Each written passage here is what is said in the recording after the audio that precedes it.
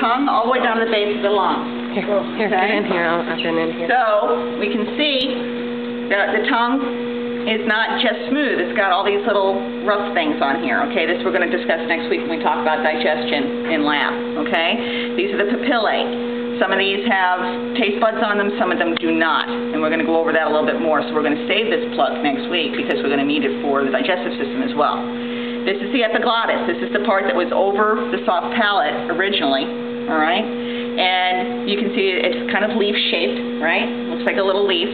And these two little bumps right here are your arytenoids. Okay? There's the bumps right here and here. Okay? They kind of hook-shaped. They look like little cow horns. All right, these are your arytenoid cartilages. And within there, you can see, way down deep, the vocal folds. You see them? Oh, yeah. Your little white things, little white lines. Oh, yeah. Okay, so if you go between those when you're doing your intubation, all right, when you put a tube down, you're looking for the goalposts. And the goalposts are the arytenoids and their vocal folds. You see that? Okay, see them? They're really tiny, but they're bright white, and if they're in good light, you can see them very well. So you always want to have a light with you when you're trying to do an intubation. I can't see nothing. Yeah, you can. The camera's really blurry, but Yeah, you can see it with your eyes. Yeah, look what okay. You got to focus deep, okay? You've got to focus. Autofocus ain't going to cut it, all right? You got to focus it manually. Oh, I don't know. Okay. I'm not experienced.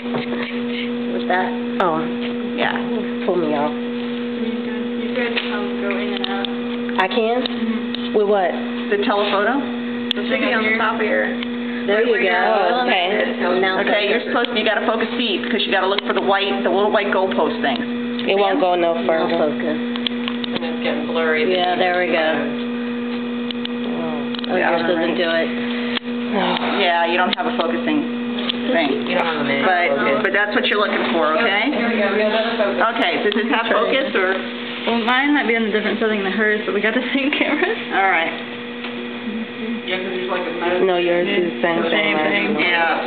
You can see it, and there's a picture. Or whatever. Okay. So anyway, so that's it. Now, the thing that sits over here, this thing that I had to cut through, is your esophagus. And this is the back of the esophagus right here. Okay? So it sits in the mouth so that the esophagus is going to be on the dorsal side and the larynx is going to be on the ventral side. Okay? Now, if we flip this over, we're going to see we got more cartilage right here. This plate of cartilage right here is our thyroid cartilage. Remember, that protects the arytenoids, right? Okay, remember that from studying. And then we've got this little plate that has muscle on it, and that's our cricoid. And if you put your finger right here, you can feel the cricothyroid ligament. Okay, you can feel it right there. And that's where we go when we're performing a cricoid tube placement. Okay. That's when they cut. Yeah, when they say I need the cric kit. Yeah. Yeah, that's what they're cutting. Right there is the cricothyroid ligament. Right. All right. Now here is the trachea, and you can see that it's got all these rings, right? And they're really rough, and they're actually fairly hard. Okay. So they don't really compress a whole lot. And then on the back of them, we can see that they're C-shaped because we've got this indentation here. Remember, it's the name of that muscle that runs through the indentation between the two different sides of the C-shaped cartilages on the trachea. Tracheal muscle? Trachealis dorsalis. Very good. Okay? So it's the trachealis muscle, and that goes all the way down to here. Okay? And that is the tracheal bifurcation because it splits into two parts, right? Mm-hmm. All right? So we have one major bronchus on either side that goes into the lungs. Okay? And then we can see how the lungs fit in the chest. Okay, if you're a dog, this is the way they're going to sit. Right? So we've got our cranial lobe, we've got our middle lobe on the left-hand side, and on the right-hand side we have our cranial, our middle, and our caudal lobe, and then we have our accessory. Okay, and where does the accessory wrap around? The hymen? No. Behind what? The menis? No. The esophagus. Right, it does lay on top of the diaphragm, but it wraps around the esophagus inside the chest. okay? The esophagus and actually the caudal vena cava, okay? And this is the diaphragm, and you can see the extent of the diaphragm too. You see how far deep it goes? It goes all the way back here. The point of attachment of the diaphragm is called the crus, okay? Because it means knee. Because it's knee-shaped. It's like a it's a really sharp angle. Yeah, it's the same name. Okay, so the crus of the diaphragm is where it attaches to the body wall. Yeah, it is. Okay, and then this is the dome of the diaphragm. Okay, this is the major portion of the diaphragm, and that separates. Basically, it separates the lungs from the liver. Okay, now if we get a diaphragmatic hernia, usually they're going to happen right in this area right here, and so that's going to go right up into the mediastinum. Okay, and so that's not compatible with very good breathing, is it? No. Okay. Hurt too. Yeah, it probably hurts a bit. Okay, so these are the jugular veins coming up to the neck. You can see them very nicely. Okay, on either side. This is the aorta. The aorta is always, the arteries are always going to be deeper than the veins, okay? So they're going to be farther inside. So this is like really close to the spine. You can feel how close this is to the spine. You can see how thick-walled it is, all right?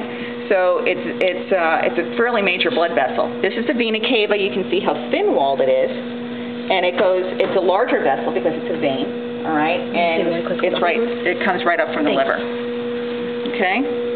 That huge thing right here? That huge thing right there.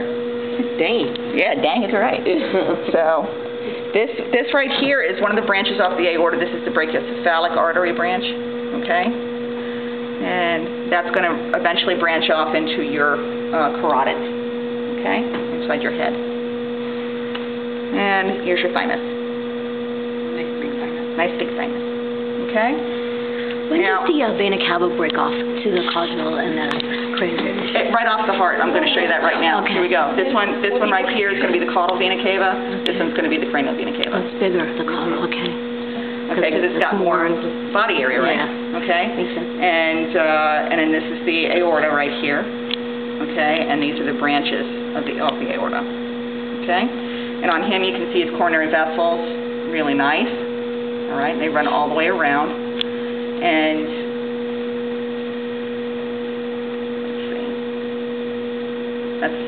it's so abnormal because it's full of plastic, so I can't really show you anything good on this. Okay. Which ventricle is this?